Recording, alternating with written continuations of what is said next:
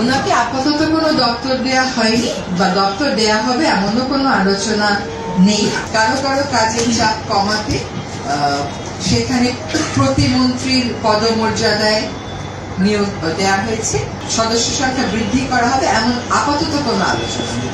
অন্তর্বর্তীকালীন সরকারের বিষয়টা তো একটা দায়িত্বের বিষয়, কিছু কিছু উপদেষ্টার কাছে দুটো করে মন্ত্রণালয় হয়তো থাকবে, তা এটা রেগুলার বা রুটিন ক্যাবিনেট যেভাবে পরিচালিত হয় সেভাবে পরিচালিত হচ্ছে না।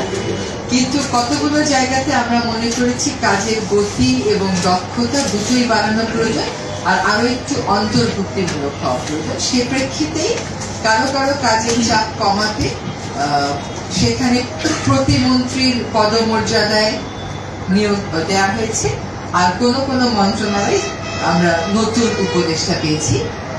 আশা করি এগুলো আমাদের সুনির্দিষ্টভাবে মূল্য সংযোজন ভ্যালু এডিশন হবে, এবং এইটুকুনের দরকার ছিল আসলে আমাদের টু প্রুভ আওয়ারসেলফ। মানুষের তো একটা প্রত্যাশা থাকে যে 3 মাসে আমরা বুঝেছি, সেইগুলোকে ক্যাটার করতে যেমন আইন শৃঙ্খলার ব্যাপারে মানুষের একটা স্পষ্ট প্রত্যাশা আছে যে এখানে সরকারকে আরো বেশি দৃশ্যমান কাজ করতে হবে। জিনিসপত্রের দামের ব্যাপারে মানুষের একটা প্রত্যাশা আছে যে দ্রব্যমূল্য যেন কখনোই নাগালের বাইরে চলে না যায়।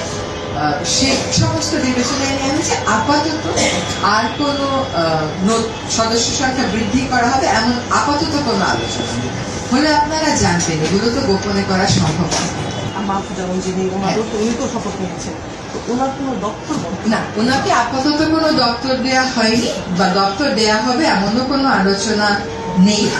তিনি যেভাবে কাজ করছিলেন সেভাবেই কাজ করবেন।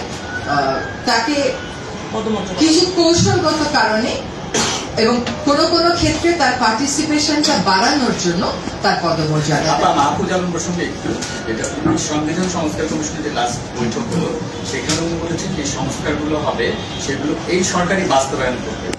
আসলে কি এই সরকারি সংস্কার বাস্তবায়ন করবে নাকি সুপারিশ করবে? আসলে কমিশনের ব্যাপারে উনি যখন ওখানে অন্তর্ভুক্ত ছিলেন এবং এখনো আছেন, তখন উনি একটা পদে ছিলেন, এখন আরেকটা পদে হয়েছেন।